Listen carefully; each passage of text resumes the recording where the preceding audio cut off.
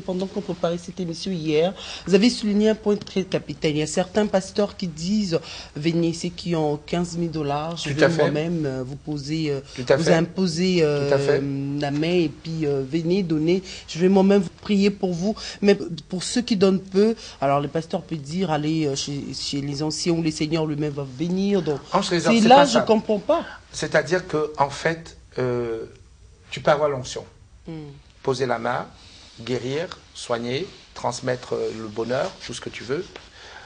Mais à partir du moment où ça devient une histoire d'argent, on n'est plus dans une pratique propre. Propre, oui. Je parlerai de propreté. Je ne peux pas accepter qu'un pasteur me dise, tu viens, je te pose la main pour 10 000 $. Tu me poses la main, c'est tout. Point barre. Et si Dieu me fait grâce, je viens rendre grâce à Dieu. Je ne viens pas parce que je vais te donner. Dieu ne va pas me rendre grâce parce que je t'ai donné 10 000 $, Ange Trésor. C'est l'amour de l'argent qui pousse ce pasteur à dire, pour 10 000 $, je vous pose la main. Okay. Je dénonce cette pratique, Ange Trésor. Peut-être je veux déplaire à quelques pasteurs, mais je dis la vérité. Le mien, le pasteur, il ne le fera jamais. Dans les révérends d'Allo ne fait pas ça, il ne le fait jamais. Pasteur Dandy ne le fait jamais. Et je dis, les pasteurs qui font ça, c'est l'amour de l'argent. Okay. Un serviteur n'a pas le droit de faire ça. Ce qu'il a été donné par Dieu sans condition. Il doit poser la main et guérir, c'est tout. Et c'est au fidèle de se rappeler que quelqu'un lui a fait grâce. S'il est guéri, il doit venir rendre grâce à Dieu. Mais par contre, s'il oublie, il y a de fortes chances qu'il retourne à la case départ. Ange Trésor, je veux m'insurger aujourd'hui sur l'amour de l'argent excessif. Mais c'est ce qui m'étonne parce que... Alors pourquoi vous dites encore que l'amour de l'argent peut déchirer les familles? Ange Trésor, l'amour de l'argent déchire les familles. Tu verrais que dans certaines familles, Ange Trésor, qu'est-ce qui se passe? Dans certaines familles, pasteur, il y a des gens, quand le père meurt, vous avez des enfants qui se déchirent pour l'héritage. L'héritage, c'est quelque chose de terrible. Je parle aux Congolais aujourd'hui et je dis quelque chose qui est dans les familles. Pourquoi les gens aiment cette émission, Ange Trésor? Parce que parfois, on va au fond des choses. Parce que parfois, pasteur, à cause de l'héritage, et vous allez nous citer un passage biblique, pourquoi les enfants de Dieu se déchirent à cause de l'héritage, de frères et des sœurs qui se détestent, qui se battent. Il y a même des biens qui restent bloqués parce qu'ils n'ont pas trouvé d'accord. À cause de l'argent, pour l'héritage, les familles se déchirent. En quatrième point, vous nous dites ici que l'amour de l'argent rend aveugle. C'est-à-dire que tellement vous aimez l'argent, des jeunes filles de 20 ans à la sortie de l'université vont traîner avec de vieux papas. Moi, je dirais que cette question, je la poserai aussi au pasteur parce que tellement l'amour de l'argent rend aveugle.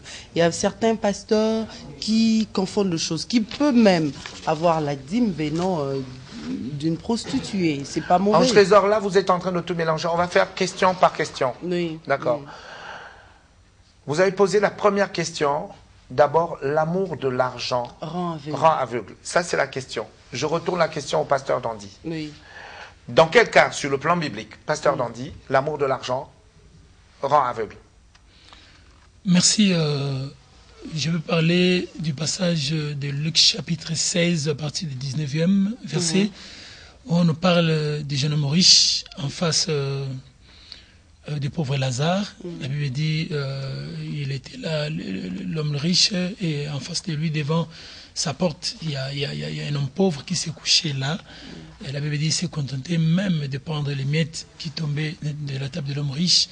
Mais la Bible nous présente comment est-ce que, à cause de l'amour de l'argent, cet homme riche était insensible. Nous disons qu'il était aveugle par rapport aux besoins qui se manifestaient dans la vie du pauvre qui était devant sa porte. Et voilà encore un mal par rapport à ce que nous sommes en train de parler. Voilà. Donc, il était là parce que, vous voyez, le Cupide n'aime pas donner. Le Cupide ne donne pas. Le Cupide cherche à gagner pour lui-même, pour soi-même. D'accord. Ok. L'amour de l'argent amène certaines jeunes filles à sortir avec des papas, des vieux papas. D'accord? Oui, si c'est Ok, bien. des vieux. Tu es sûr? Tu veux que j'aborde le sujet, Ange Trésor? Bien sûr. Ange Trésor, est-ce que tu veux que j'aborde le sujet? Oui. Alors, mesdames et messieurs, Ange Trésor m'a donné l'autorisation d'aborder le sujet sur cet angle. Merci, Ange, de me passer la balle. C'est à vous de nous expliquer, parce que sur le plan comportemental, vous en savez quelque chose, dites-les-nous. Alors, Ange Trésor, qu'est-ce qui se passe? Oui. Aujourd'hui, vous avez les jeunes filles, d'accord? Nous allons arriver dans la période de fête de fin d'année. Il y a des hommes. Aveuglés par l'argent, les filles, Non, pas les hommes aveuglés, filles. les filles. Parce que c'est la fête de fin d'année. Elles ont envie de s'acheter plein de choses. Okay. À la sortie de l'école, ces vieux papas circulent dans leur voiture et regardent de gauche à droite. De gauche à droite.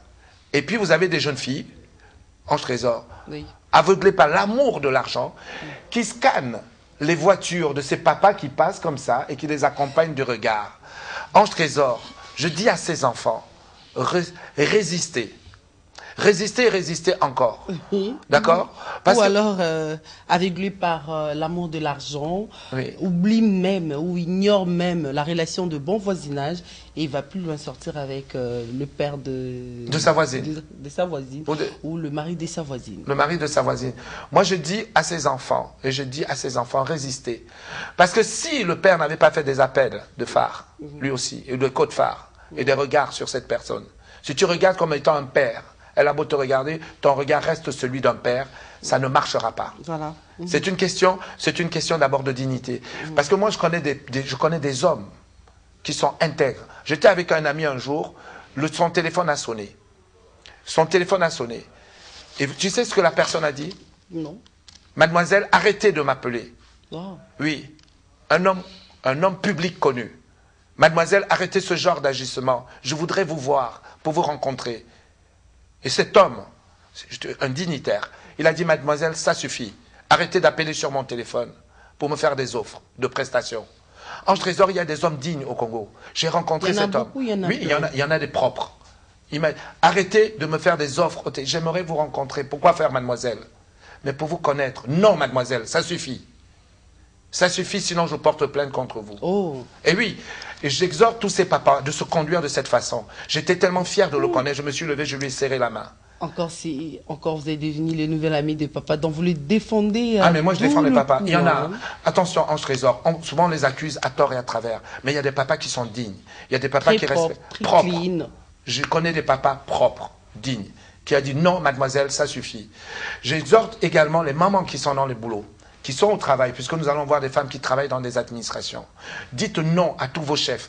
Les chefs qui vous harcèlent, qui veulent vous utiliser comme presse-papier sur leur bureau. Après l'utilisation, on vous jette. On vous jette. Après l'usage. Oui, dites non pour l'amour de l'argent. Vous savez, ces mamans, elles ont besoin d'argent pour leur famille. Ces mamans, elles ont besoin d'argent pour nourrir leurs enfants. Mais elles ne peuvent pas accepter cet argent à tout prix. Elles ne peuvent pas vendre leur corps pour si peu. En fait, Ange Trésor et Pasteur Dandy, c'est un pacte avec le diable. C'est un pacte. C'est-à-dire qu'en réalité, cette personne va vendre son âme. Oui, âme vient d'un suffixe. Vous avez dit que l'amour de l'argent rend cruel, peut vous amener à commettre des crimes. L'amour de l'argent rend cruel. Ça vous amène à commettre des crimes. L'amour de l'argent amène l'homme à commettre des crimes. Pasteur, avant que je vienne sur le sujet de l'amour de l'argent amène les hommes à commettre des crimes, il y a un passage biblique où il est question de crimes pour l'amour de l'argent. Pour l'amour de l'argent. L'amour de l'argent amène à commettre des crimes. Pasteur, ce passage, c'est le passage biblique qui parle de la relation entre Judas Iscariote et Jésus. C'est quoi? Expliquez-nous, pour les enfants de Dieu. Merci beaucoup, Jean-Claude Roger. Je vais dire au public qui nous suit que la cupidité et l'amour de l'argent, c'est un péché à prendre avec beaucoup de sérieux. Oui. C'est comme disent les agronomes, dans chaque noyau, il y a toute une forêt. L'amour de l'argent, c'est un ensemble de péchés. C'est vraiment un ensemble de péchés. C'est un péché qui ne marche pas, qui ne fonctionne pas de manière isolée. C'est ce qui fait que quand on est cupide, on est prêt même à tuer. Il y a Jésus, par exemple, en face de Judas. Nous avons vu Judas rendu aveugle aussi, insensible par l'amour de l'argent. Il ne voyait pas en Jésus le sauveur de l'humanité. Il ne voyait que de l'argent. on se pose la question, pour quelle ambition, pour quelle motivation Judas a-t-il pu vendre Jésus? Qu'est-ce que Jésus lui avait fait? Le problème, c'était de gagner, de posséder. Il est allé même jusqu'à vendre le Fils de Dieu pour pouvoir gagner les intérêts matériels. C'est un péché très, très, très dangereux, en fait. Mais alors, l'amour de l'argent rend cruel. Moi, je reprends ce passage, Ange Trésor. L'amour de l'argent rend cruel. Pourquoi j'ai dit ça? L'amour de l'argent rend cruel. Vous allez vendre un produit aux Congolais, sachant que ce produit amène la mort. Ange Trésor. J'ai vu des gens vendre des produits qui amenaient la mort. J'ai vu des gens vendre des pâtes dentifrice périmées. Ça amène la mort. J'ai vu des gens vendre des comprimés sans principe actif dedans. Ça amène la mort. Tout le monde le sait, tout le monde est au courant. L'amour de l'argent amène la mort. L'amour de l'argent excessif rend cruel. Ange Trésor, tu ne peux pas vendre un médicament à quelqu'un tout en sachant que la personne souffre d'hypertension, tout en sachant que ce médicament, dedans il y a la poudre de riz, tout en sachant que cette poudre de riz n'a pas de principe actif. En fait, pour habiller ce comprimé, ils ont fabriqué un comprimé comme ça dans un pays limitrophe, ils se sont mis à vendre, d'accord? Et ce comprimé était enrobé d'un film, d'une peinture jaune.